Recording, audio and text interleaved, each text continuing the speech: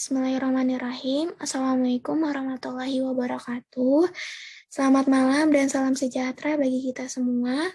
Pertama-tama, marilah kita panjatkan puji dan syukur kita kehadirat Allah Subhanahu wa Ta'ala, sehingga kita bisa bertemu lagi di perkuliahan ini dengan mata kuliah Pendidikan Agama Islam dengan dosen pengampu Bapak Yudin Takyudin.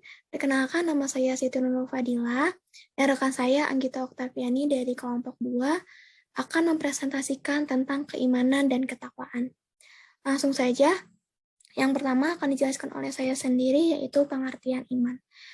Pengertian iman yang akan saya jelaskan ini dari 4 sumber, yaitu yang pertama menurut buku Islamologi, arti iman yang ditulis oleh Maulana Muhammad Ali.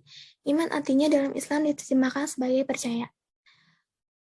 Akar katanya berasal dari kata amanah yang mengandung arti ia percaya.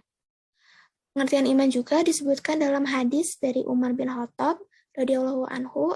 Ia berkata pada suatu hari kepada Rasulullah SAW, didatangi oleh malaikat Jibril dan Jibril bertanya kepada Rasulullah yang artinya, beritahukanlah kepadaku apa itu iman. Rasulullah itu menjawab, iman itu artinya engkau beriman kepada Allah, para malaikat-malaikatnya, kitab-kitabnya, rasul-rasulnya, hari akhir, dan kamu beriman kepada takdir yang baik maupun yang buruk. Ada juga dari buku Pendidikan Agama Islam yang ditulis oleh Malikus Soleha, MPDI, kata iman itu berarti pembenaran atau asidik. Hal inilah yang dimaksud dengan kata sodikin, seperti yang termasuk dalam firman Allah, Quran Surat Yusuf ayat 17, yang artinya, mereka berkata, wahai ayah kami, sesungguhnya kami pergi berlomba dan kami tinggalkan Yusuf di dekat barang-barang kami. Lalu dia dimakan serigala dan engkau tentu tidak akan percaya kepada kami, sekalipun kami berkata benar. Adapun dalam Al-Quran, iman disebutkan dengan pelafalan, yakni yakin atau meyakini. Seperti pada surat Al-Baqarah ayat 4 dan surat Al-An'am ayat 75.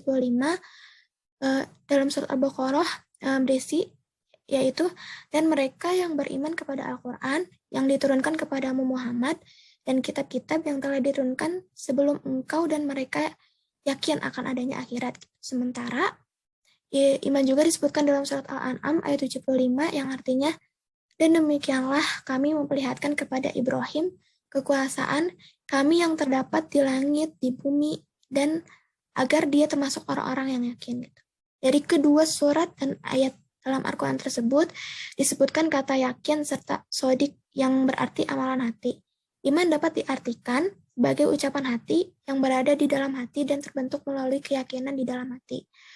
Berdasarkan hal tersebut, dapat disimpulkan bahwa seseorang dinyatakan beriman bukan hanya percaya terhadap sesuatu, melainkan kepercayaan itu mendorongkannya untuk mengucapkan dan melakukan sesuatu dengan keyakinan. Sebab itu, iman bukan hanya dipercaya atau diucapkan, melainkan juga untuk menyatu dalam diri seseorang yang dibuktikan dalam perbuatannya. Selanjutnya ada wujud iman yang akan dijelaskan oleh Anggita Oktaviani. Ya baik Nurul, saya lanjutkan ya. Yang kedua itu ada wujud iman. Wujud iman terbuat dalam 3 unsur, yaitu isi hati, ucapan, dan perbuatan. Dalam artian diyakini dalam hati, yaitu dengan percaya kepada Allah Subhanahu wa Ta'ala, diucapkan dengan lisan, yaitu dengan mengucapkan 2 kalimat syahadat, dan dilakukan dengan perbuatan, maksudnya menjalankan seluruh perintahnya dan menjauhi larangannya. Karena iman itu bukan hanya sekedar kepercayaan, tetapi keyakinan yang mendorong perbuatan baik, maka wujud iman adalah dilaksanakannya amal-amal soleh yang sesuai dengan aturan dan ajaran Islam secara lahir dan batin. Jadi, wujud iman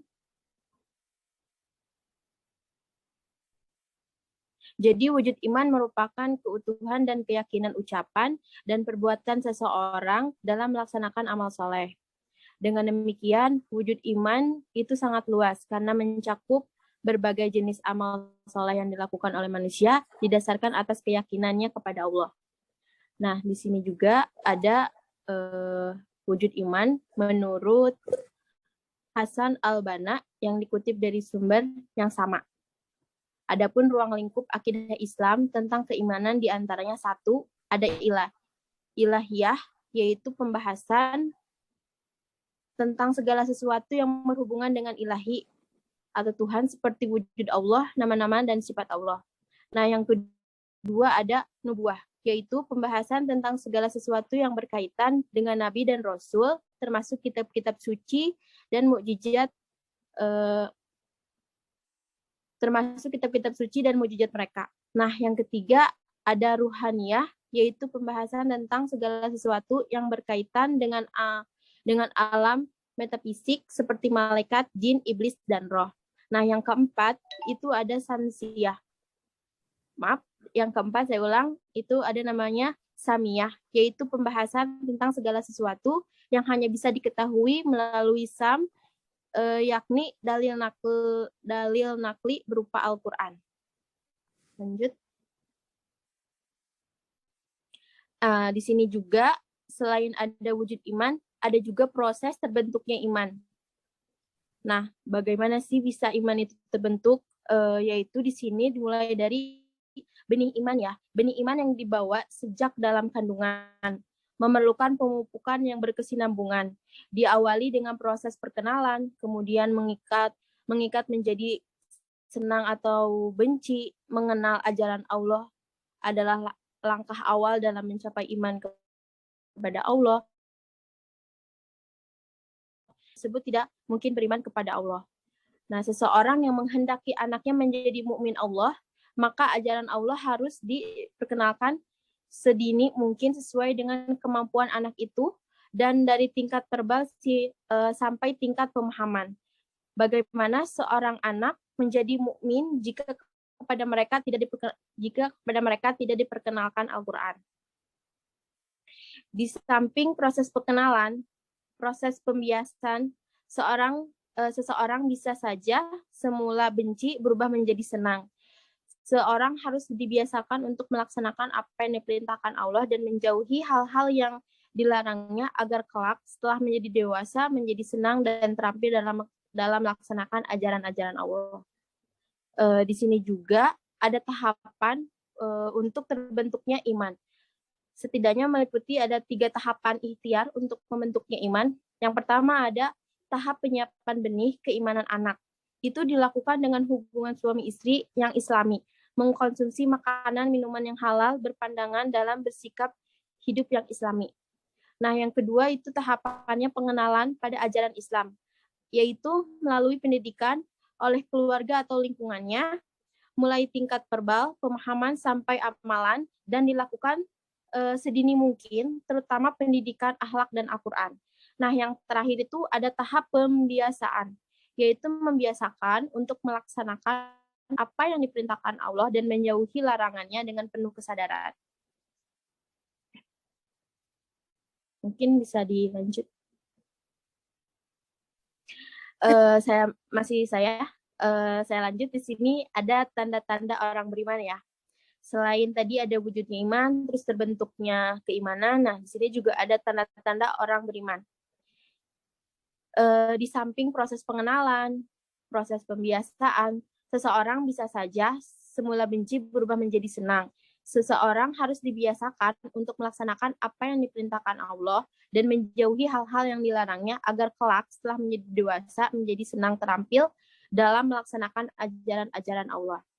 Nah, Al-Quran menjelaskan tanda-tanda orang yang beriman sebagai berikut. Yang pertama itu ada menjauhi diri. Maaf, saya ulang. Yang pertama, jika disebut nama Allah, maka hatinya bergetar dan berusaha agar ilmu Allah tidak lepas dari syaraf memorinya. Serta jika dibacakan ayat Al-Quran, maka bergejolak hatinya untuk segera melaksanakan. Dia akan berusaha memahami ayat yang dipahami sebelumnya. Nah, yang kedua itu ada senantiasa tawakal, yaitu di mana bekerja keras berdasarkan kerangka ilmu Allah, diiringi dengan doa, yaitu harapan, dan tetap hidup dengan ajaran Allah menurut sunnah Rasul. Yang ketiga itu ada tertib dalam melaksanakan sholat, dan selalu menjaga pelaksanaannya. Bagaimanapun sesibuknya, kaula sudah masuk waktu sholat, dia segera sholat untuk membina kualitas imannya. Nah, yang keempat juga ada tanda-tandanya, yaitu menafkahkan rezeki yang diterimanya. Hal ini dilakukan sebagai suatu kesadaran bahwa harta yang dinafkahkan di jalan Allah merupakan upaya pemerataan ekonomi agar tidak terjadi ketimpangan antara yang kaya dan yang miskin. Yang kelima itu ada menghindari perkataan yang tidak bermanfaat dan menjaga kehormatan. Perkataan yang bermanfaat atau yang baik adalah yang berstandar ilmu Allah, yaitu sesuai Al-Quran menurut sunnah Rasul. Nah, yang keenam itu ada memelihara amanah dan menempatkan janji. Seorang mukmin tidak akan berkhianat dan tidak akan selalu memegang amanah, dan dia akan selalu memegang amanah dan menepati janjinya. Nah, kemudian ada berjihad di jalan Allah dan suka menolong. Berjihad di jalan Allah adalah bersungguh-sungguh dalam menegakkan ajaran Allah, baik dengan harta, benda yang dimiliki maupun nyawanya. Selanjutnya, tidak meninggalkan pertemuan sebelum meminta izin. Sikap seperti itu merupakan salah satu sikap hidup seorang mukmin, orang yang berpandangan dengan ajaran Allah dan sunnah Rasul.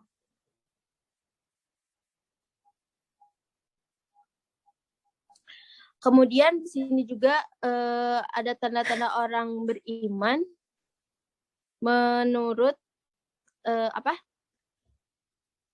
menurut Abu Al-Mujid menyebutkan tanda-tanda beriman itu yang pertama ada menjauhkan diri dari pandangan yang sempit dan picik, kemudian mempunyai kepercayaan terhadap diri sendiri dan tahu harga diri.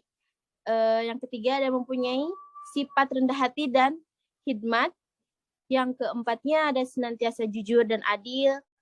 Yang kelimanya tidak bersifat murung dan putus asa. Yang keenamnya mempunyai pendirian yang teguh, kesabaran, ketabahan, dan optimis. Yang ketujuh mempunyai sifat kesatria, semangat, dan berani. Yang kedelapannya mempunyai sikap hidup damai dan ridho. Yang terakhir itu 9, patuh, taat, dan disiplin menjalankan peraturan ilahi. Selanjutnya ada kolerasi antara keimanan dan ketakwaan. Yaitu keimanan dan ketakwaan merupakan dua hal yang tidak bisa dipisahkan. Orang yang bertakwa adalah orang yang beriman, yaitu yang berpandangan dan bersikap hidup dengan ajaran Allah menurut sunnah Rasul, yakni orang yang melaksanakan sholat sebagai upaya pembinaan iman dan menafkahkan rezekinya untuk mendukung tegaknya ajaran Allah. Selanjutnya di dalam kolerasi antara keimanan dan ketakwaan ini ada tauhid, yaitu tauhid itu dibagi menjadi dua, yaitu yang pertama ada tauhid teoritis. Tauhid teoritis adalah tauhid yang membahas tentang keesaan zat, keesaan sifat, dan keesaan perbuatan Tuhan. Pembahasan keesaan zat, sifat, dan perbuatan Tuhan berkaitan dengan kepercayaan, pengetahuan, persepsi, dan pemikiran atau konsep tentang Tuhan. Konsekuensi logis tauhid teoritis adalah pengakuan yang ikhlas bahwa Allah adalah satu-satunya wujud mutlak yang menjadi sumber semua wujud gitu. Yang kedua ada tauhid praktis. Tauhid praktis yang disebut juga ibadah berhubungan dengan amal ibadah manusia. Tauhid praktis merupakan terapan dari tauhid teoritis. Kalimat la ilaha illallah atau tidak ada Tuhan selain Allah lebih menekankan pengertian tauhid praktis atau tauhid ibadah.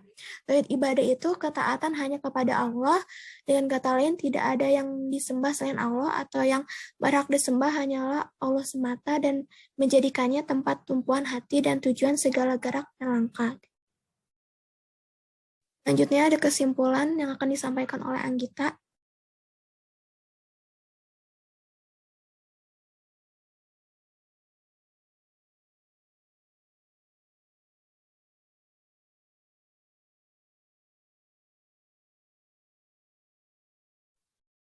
Selanjutnya ada kesimpulan itu beriman kepada Allah, kebutuhan yang mendasar bagi manusia untuk merasakan kebahagiaan hidup gitu. Seseorang dikatakan beriman kepada Allah apabila memenuhi 3 unsur akidah dalam Islam, yaitu isi hati, ucapan, dan tingkah laku, sebagaimana dijelaskan dalam firman Allah, Quran Surat Al-Anfal ayat 2-4, yang artinya bahwa sesungguhnya orang-orang yang beriman ialah mereka yang bila disebut nama Allah bergetar hatinya gitu mereka.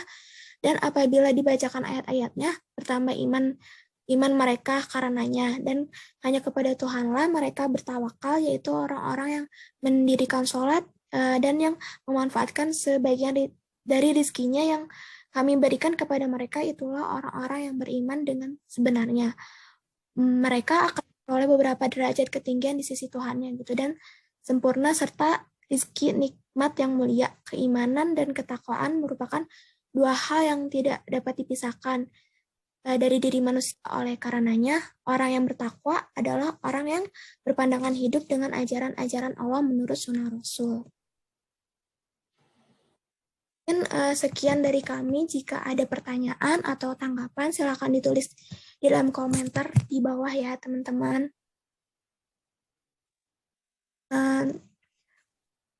Jadi dapat disimpulkan bahwa beriman kepada Allah adalah kebutuhan yang mendasar bagi manusia untuk merasakan kebahagiaan hidup. Seseorang dikatakan beriman kepada Allah apabila memenuhi 3 unsur tadi, yaitu isi hati, ucapan, dan tingkah laku, sebagaimana dijelaskan dalam firman Allah, Quran Surat Al-Anfal ayat 2-4. Dan dengan harapan apa yang saya dan Anggita sampaikan, teman-teman bisa memahami dengan baik. Saya juga ingin mengucapkan terima kasih kepada teman-teman yang sudah menyimak dan mendengarkan. Semoga kita bisa bertemu di lain kesempatan. Wassalamualaikum warahmatullahi wabarakatuh. Waalaikumsalam.